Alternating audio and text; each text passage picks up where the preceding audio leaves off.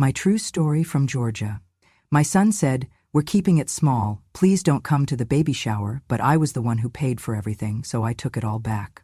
I was walking down the hallway of my son's house, carrying a basket of freshly folded baby onesies, soft cotton, pale yellow, still warm from the dryer, when I heard laughter coming from the guest bedroom. The door was cracked slightly, and I paused, intending to knock. Then I heard my name. That mom. She doesn't match the aesthetic. That was his voice. My son.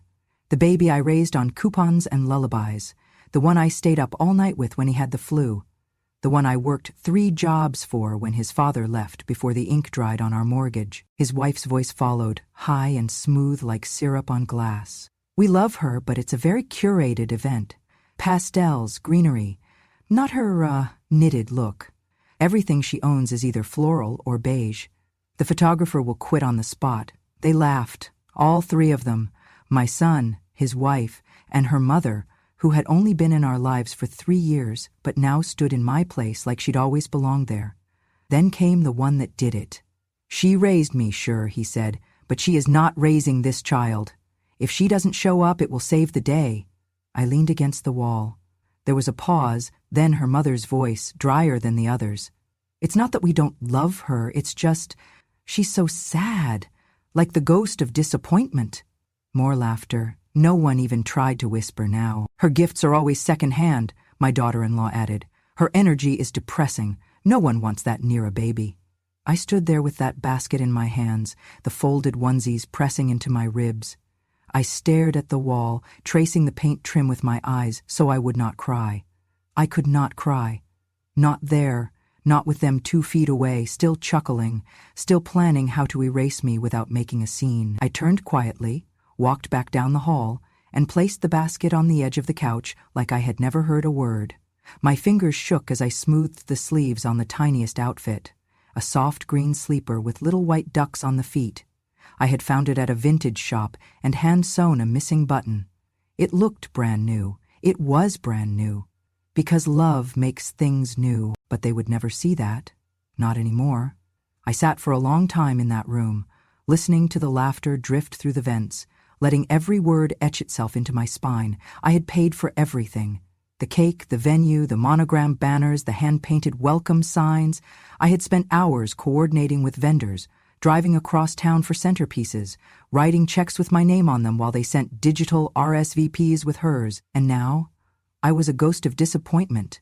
Too sad, too beige, too much. I wanted to storm back into that room and scream. I wanted to rip down every pastel garland and throw the guest list in the fire. But I did not. Instead, I stood up slowly, walked to the kitchen, poured myself a glass of water, and stared out the window. No tears came, only something harder, something older. Resolve. I would not beg to be included in my grandchild's life. I would not grovel for a seat at a baby shower I paid for. But I would take back what was mine, every dollar, every decoration, every bit of effort they had stolen and stamped someone else's name on. I would not shout. I would not weep. But I would remind them that I was not someone to be edited out of their story like a smudge on a photograph. I was the frame they had built their life inside, and if they did not want to see me, I would make sure they saw what happened when I disappeared. It started with a phone call in late February. The air was still sharp with winter, but the sound of my daughter-in-law's voice came through warm and excited. "We're doing a baby shower," she said, almost breathless. "Something sweet and simple. We thought maybe April, before I'm too big to enjoy it." My heart fluttered. I had waited for this moment. Years, honestly. After a lifetime of holding it all together, of giving until I was bone-tired and invisible, here was something I could give that would finally be celebrated. A shower for the next generation. A gathering of joy. My first grandchild on the way. "I'd love to help," I said softly. "Or host it, if that's all right with you two."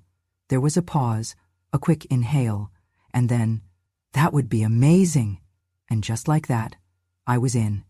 I threw myself into the planning like it was a mission. I hadn't felt this alive in years.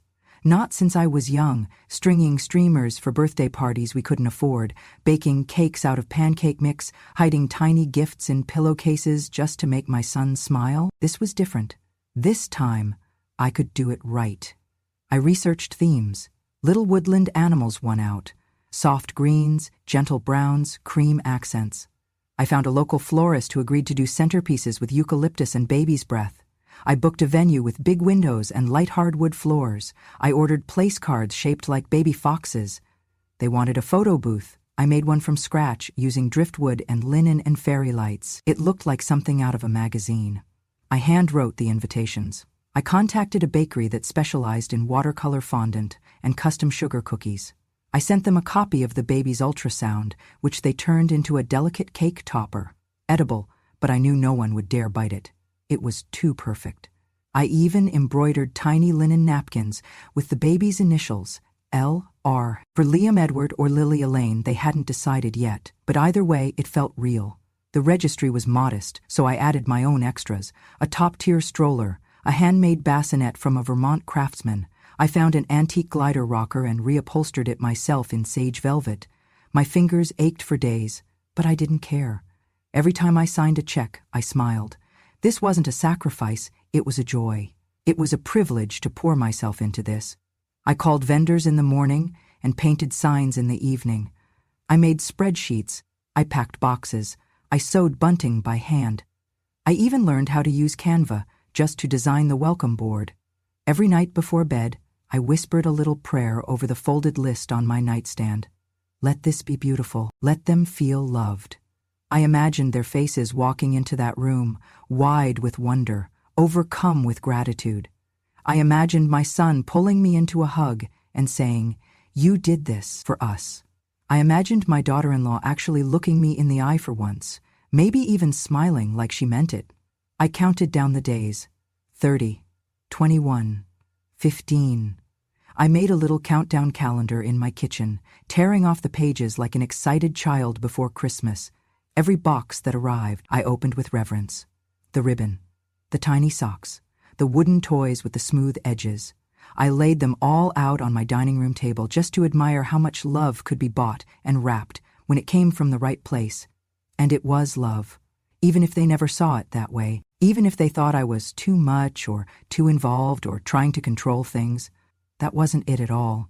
I just wanted to be part of something that mattered, to give what I never had when I was their age, to make them feel safe and seen and celebrated. And yes, maybe, just maybe, I wanted to matter too.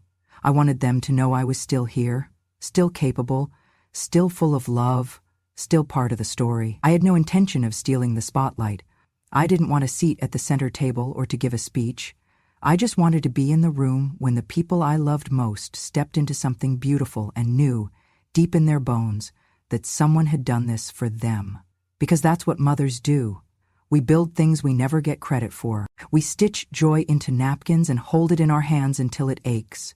We give, not for recognition, but because it's the only language we know.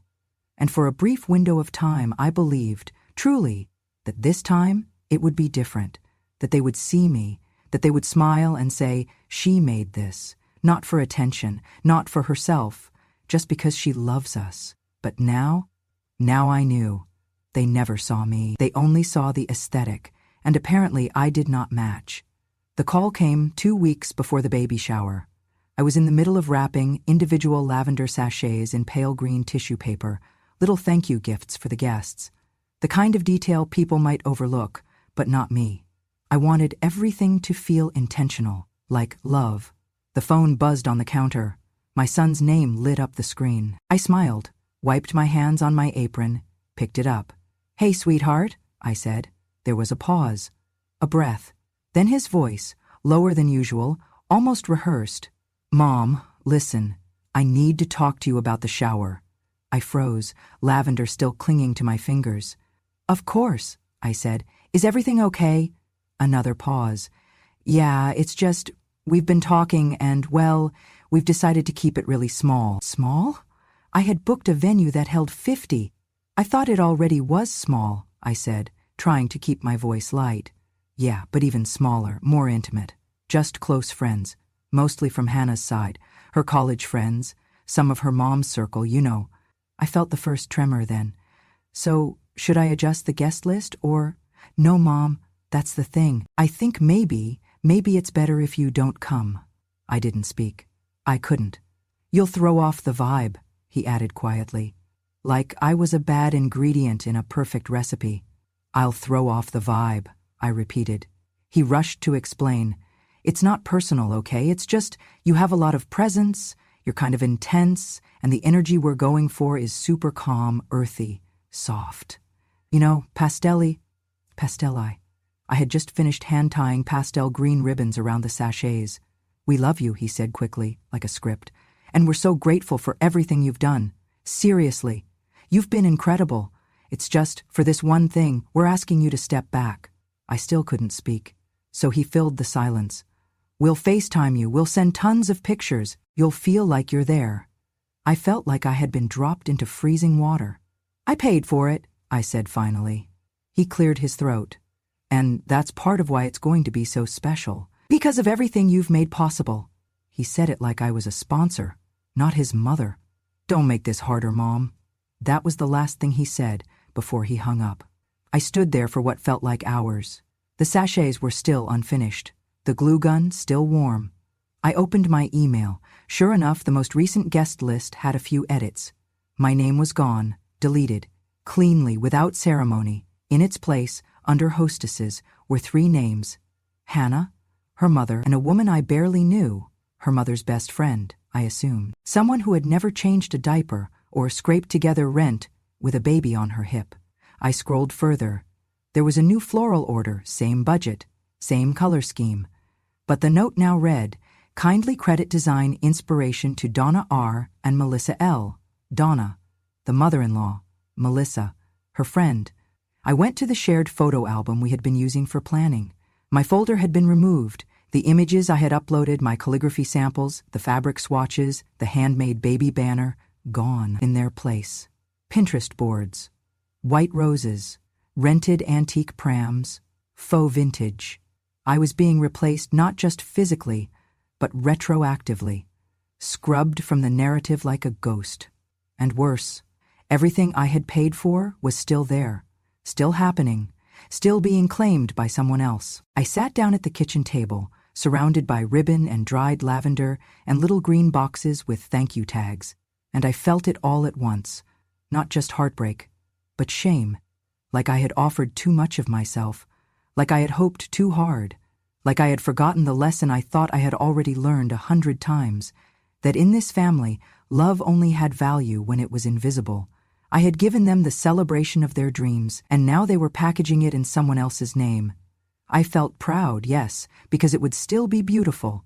I felt humiliated, because I had made it easy to erase me, and above all, I felt rage, a deep, steady flame under the surface, because it wasn't just about a party.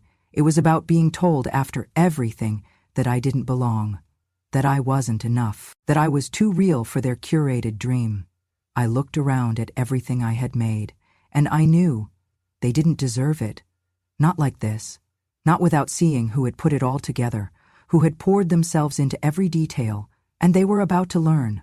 I was not just a name you could delete from a list. The shower happened on a Saturday afternoon in April. The kind of spring day that feels more like summer. Blue skies, light breeze, everything in bloom. I stayed home, not because I had something better to do, but because I had been told not to come. I tried to distract myself. I made tea, I swept the porch, I watered the lavender I had planted in the backyard. But by 2 p.m., I was sitting at my kitchen table, staring at the empty space where the gift baskets had been stacked only a week earlier. Now the house was too quiet, the silence heavy and smug, like it was mocking me. My phone buzzed. Photos. Lots of them. They had created a shared album, and someone had added me to it, either by accident or cruelty. I still don't know. I opened it anyway. The venue looked beautiful. My flowers, my rented chairs, my handmade table runners. The garlands I had ironed myself to keep them from creasing in the spring humidity. The photo booth, exactly as I'd built it. Driftwood, linen, fairy lights, but now adorned with a new sign that read, "A gift from Donna." Donna, my daughter-in-law's mother.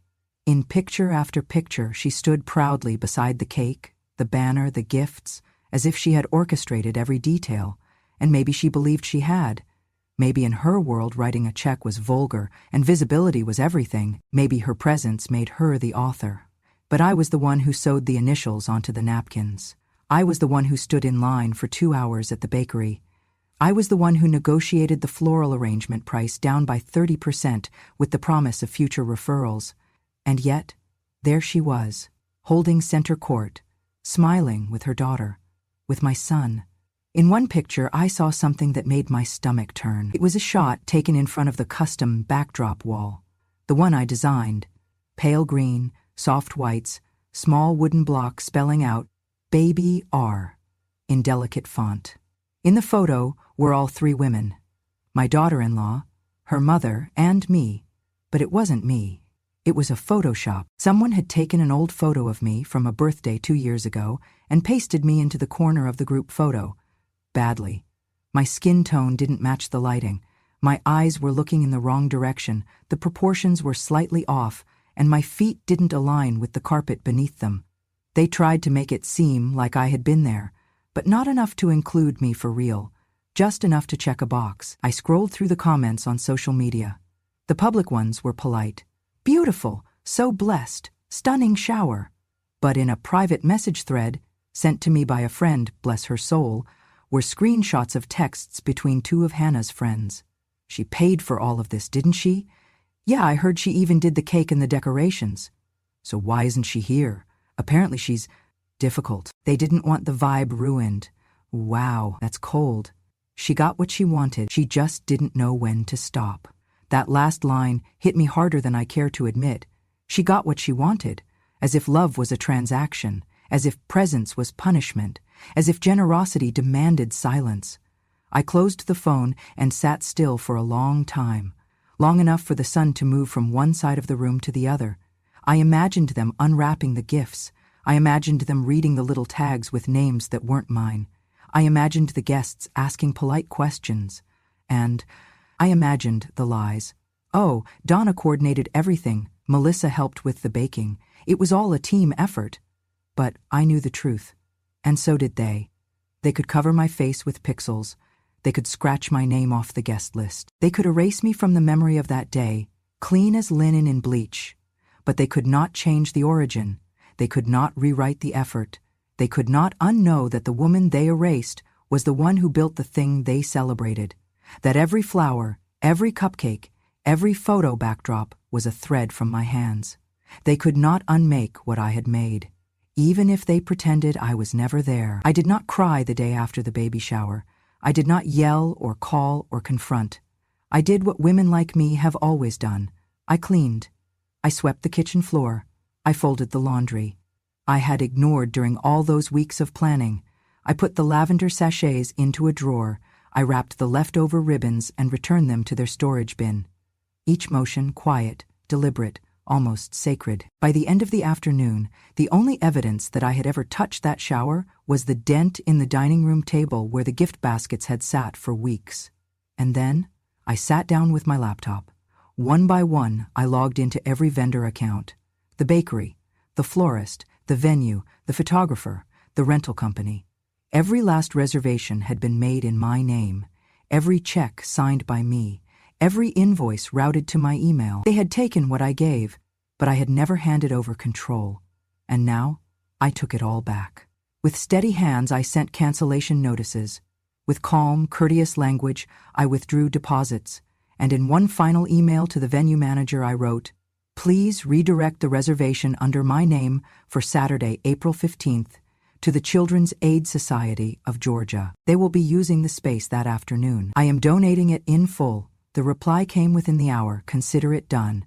Then I emailed the bakery. The custom cake was already made, non-refundable. I told them to deliver it anyway, but not to the original address. Instead, I gave them the name of a shelter I had once donated clothes to, a place for young mothers. They deserved a celebration more than anyone. The centerpieces? Rerouted. The toys and books I had purchased and labeled with love? Donated. The rocking chair? Delivered directly to the shelter's nursery. Everything they had claimed, everything they had painted over with their curated aesthetic, I reclaimed and repurposed. Not for revenge, not yet, but because I refused to let my love be used as decoration and discarded as inconvenience. I called the director of the shelter, a woman named Trina with a voice like warm sunlight. "I know this is last minute," I said, but would you be open to hosting a little gathering this weekend? There's food, decorations, even a cake. No strings attached. She was quiet for a beat, and then I heard her voice catch. We've never had anything like that, she whispered. You do now, I said. Saturday came again, the same sunshine, the same spring air. But this time, I was not watching social media photos of a party I had funded but been banned from. This time I was there. Trina greeted me with a long hug. The room was simple: folding chairs, handmade streamers, balloons tied to doorknobs. But the joy? The joy was real. There were 10 young mothers, some with babies in their arms, some expecting. They laughed, they cried, they opened gift baskets and gasped at the softness of the baby clothes. They took turns in the photo booth, grinning without shame, holding each other with the gentleness of people who had been through too much too soon. One of the girls, barely 18, held up the ultrasound cake and said, "This is the most beautiful thing anyone's ever done for me." I stood back and watched. No one knew my name, no one asked me to speak, no one needed to know. But they saw me. They saw what I had created, not as a backdrop, not as an aesthetic, not as a vibe, but as a gesture, as a gift, the way it was always meant to be. At the end of the event, Trina came to me with tears in her eyes. "Why did you do this?" she asked. "Why now?" I smiled. "Because they didn't want me," I said. "And you did." And that was enough.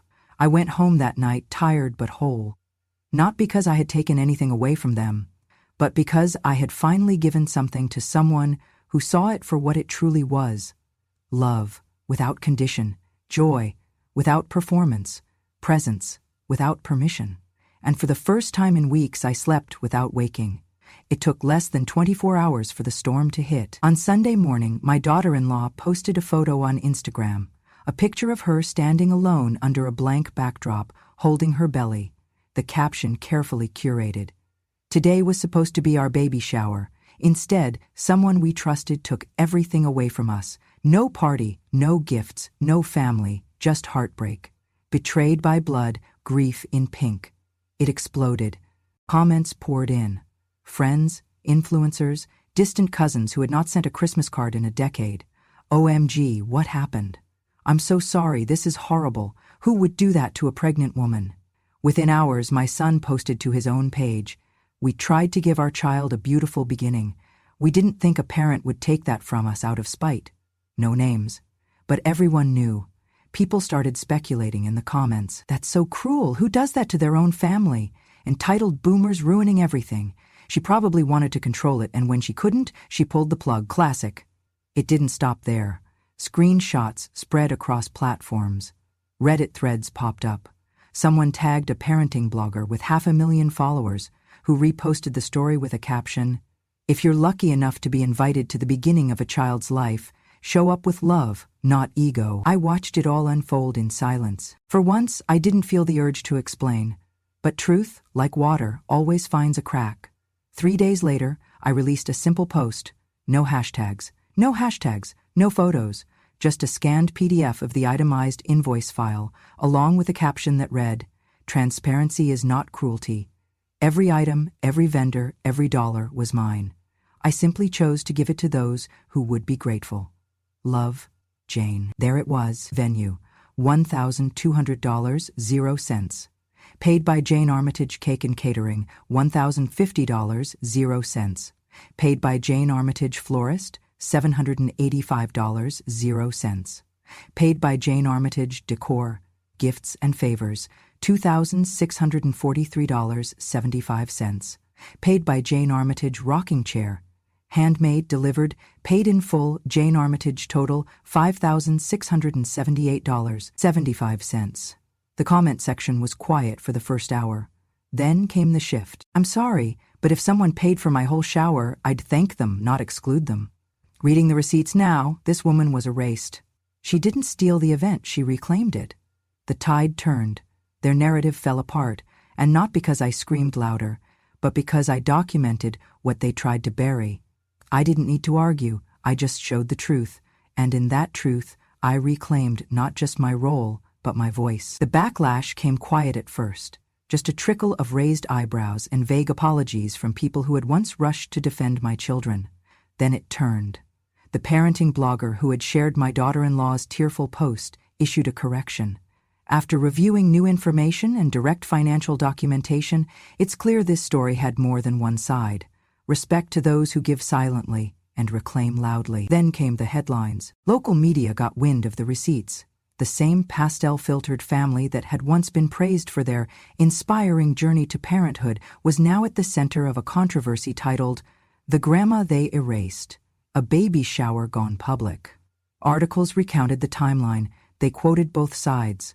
But the public didn't need convincing anymore. They had seen the screenshots. They had read the line items. They had watched a woman get scrubbed from her own generosity and fight back without a single insult. And they chose a side.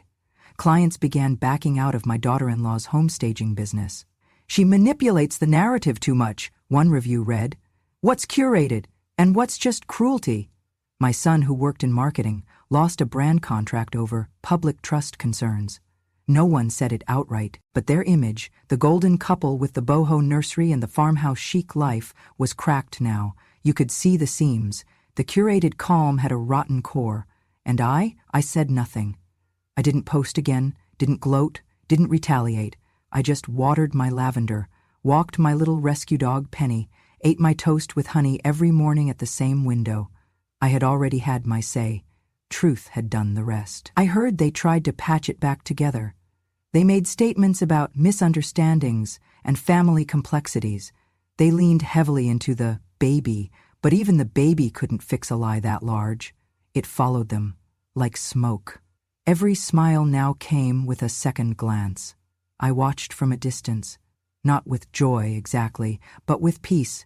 For once, I wasn't the one left explaining. I wasn't the one scrubbing shame off my skin.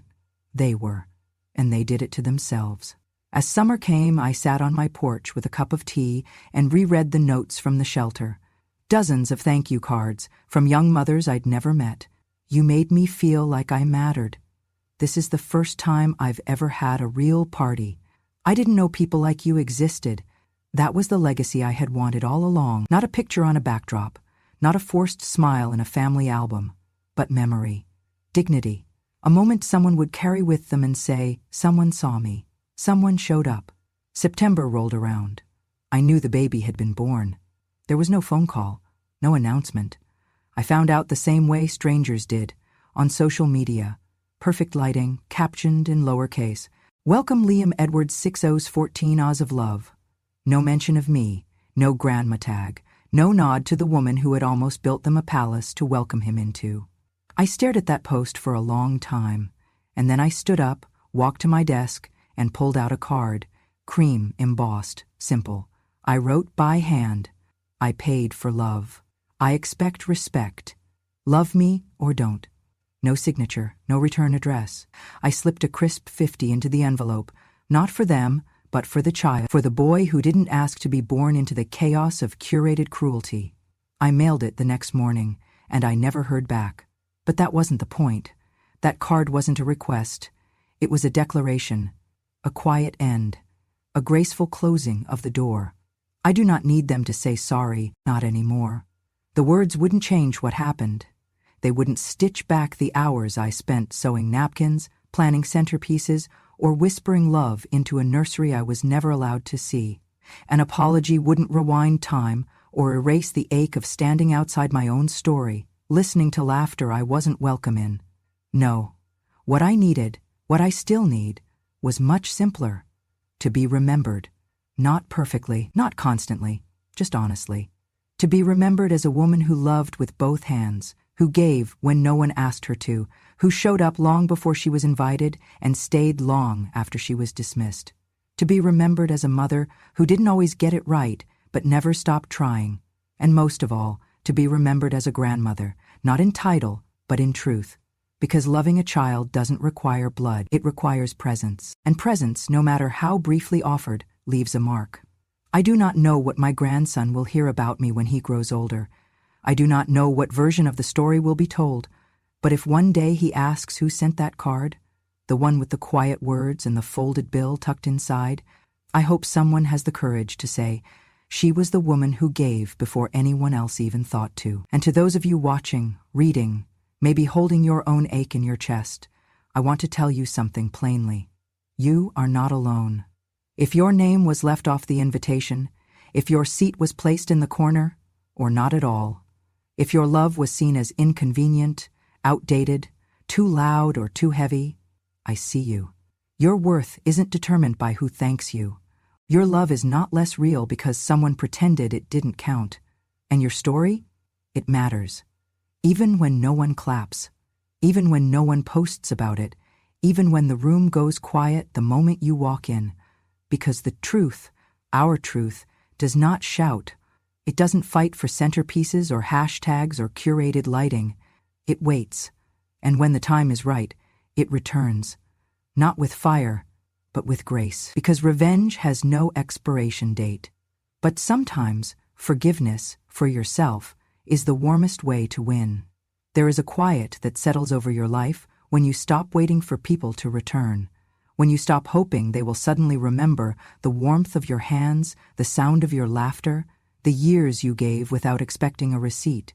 At first, that quiet feels like abandonment, but eventually, if you sit in it long enough, it starts to feel like peace.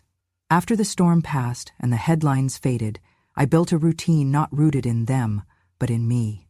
I started walking again, just a half-mile each morning, Penny trotting beside me, sniffing the same stones with fresh wonder every time. I learned the names of neighbors I had once nodded to but never really known. Ellen, who grows the best tomatoes on the block. Mr. Washington, who's 93 and swears by classical music for heart health. Lacey, a young teacher who brings leftover muffins from her classroom once a week and insists on calling me Miss Jane. These people never asked who I used to be. They didn't care what had gone viral or what had been said behind closed doors. They knew me only as I am now, and that, strangely, was the most healing part. I joined a quilting circle at the library on Tuesdays. I started baking again, real baking, not just box mixes and banana bread.